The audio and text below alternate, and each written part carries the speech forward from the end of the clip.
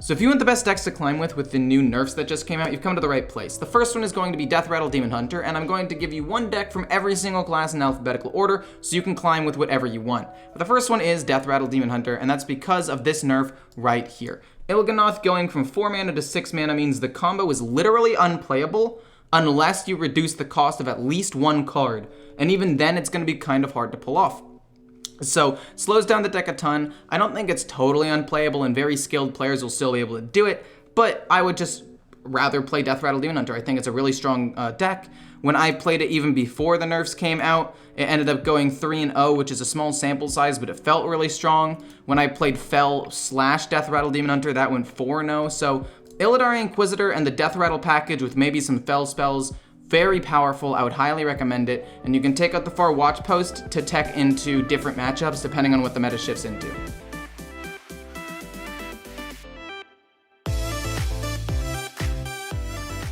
So the next deck is Quest Druid, and I think Quest Druid has a lot of potential because it does well against aggro, and I think aggro will still be good right now because it has a lot of armor. It does bad versus combo decks, but Mage and Warlock combo and Demon Hunter are all getting nerfed. And I think it does well against control because you can do a lot of damage without being minion dependent, so you're not going to get board wiped over and over and over again.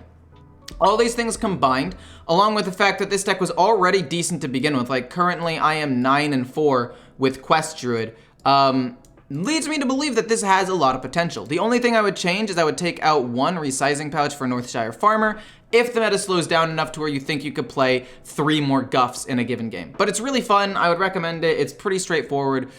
Just try it out.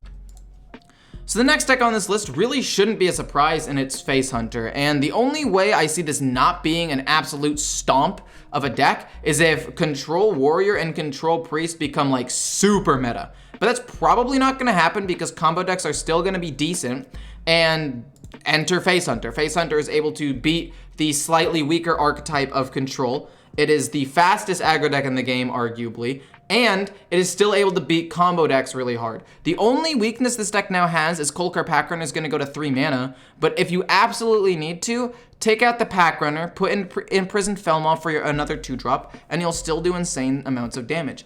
Yes, you're not going to be able to kill people turn 5 anymore, but you'll probably kill them turn 6 and be just fine. It's absolutely amazing. I'm currently like 11-2 with this deck before the nerfs, and I think it's going to be amazing after the nerfs too. So the next deck on this list is Quest Mage, and yes, this is going to become a lot clunkier once Incanter's Flow becomes 3 mana, but think about it. What mage deck is going to rise to take this deck's place? There is a spell damage mage out there with some of the fire spells, which isn't terrible, but it's still not going to be good enough to dethrone Quest Mage. I mean, you're still going to be able to finish your quest probably around turn 6 or 7, which is a little bit slower on average, but probably fine. You're still going to have the same amount of burst late game with potentially infinite damage with Ignite, which means you're going to beat control decks.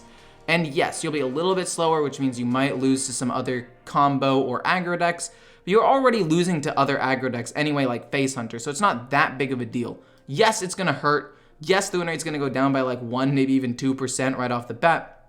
But I think that if you take the time to relearn, maybe tech in a new couple of cards, it'll be fine.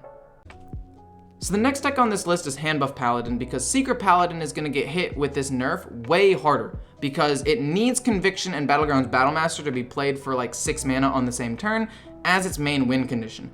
Handbuff Paladin, as you can see, only runs 1 Battlegrounds Battlemaster and is much better suited for the mid and late game than any other Paladin deck, other than maybe Libram Paladin, which I might talk about a little bit later, but for right now, let's just talk about Handbuff. You basically buff up your hand and play good statted tempo minions turns 4, 5, 6, 7, yada yada yada, and overwhelm your opponent. You don't need the Conviction as your finishing tool with Battlegrounds Battlemaster, your giant minions will do that for you. And you can also run alternative finishers like Alexstrasza or potentially even the Hammer of Naru if you're in a pinch and you don't want to run those cards anymore. So there are other options because this deck is already built around a more mid-game package. So overall, I think it'll be decent. I think it'll be worse, obviously, but I definitely think that this deck still has potential. On this list is Shadow Priest, and Shadow Priest is on this list because it's already a strong deck, and with its competition, other aggro decks being nerfed a little bit, you know, Shaman and Hunter, and with the control decks being weak just in general, and combo decks slowing down a little bit, I think Shadow Priest is one of the best decks in the game right now that didn't get touched at all, so I really recommend trying this out. Yes, Quest Priest and Control Priest might see an increase in play rate and win rate as well, because the meta will slow down a little bit. But I don't know if that'll be enough to make them better than Shadow Priest. It's early on, so this is all skeptical. But yes, I think Shadow Priest is going to be better than them right out of the gate, but the other two Control and Quest Priest decks could be good later on. So the next deck on this list is Shuffle Rogue, and Shuffle Rogue is on here. Maybe it's a little bit of bias because I love the deck and I'm 11-4, but the deck is still actually just good in general. Like, one of your worst matchup cards is Kulker Pack Runner. That's getting nerfed because they're no longer able to develop a super wide board and kill you. Combo decks, which killed you around turn 7, are getting slowed down a little bit, which means you're able to play your Grand Empress more consistently and flood your board with teddy bears, which will allow you to win more matchups that way. And this deck was already decent into control because you just have tons and tons of consistent damage and ways of flooding the board time and time again with, you know, the teddy bears and good damage with Garrote, Sinister Strike, Stealth Minions, and Wicked Stab, which all allow you to finish off your opponent. So overall, this deck just has a lot of tools and was struggling against fast decks. But since the meta is slowing down a little bit, I think that this has a huge amount of potential, and I'm for sure going to be playing it when the nerfs come out. It was able to beat other Shaman decks, it's able to beat Hunter decks, and it lost to Combo.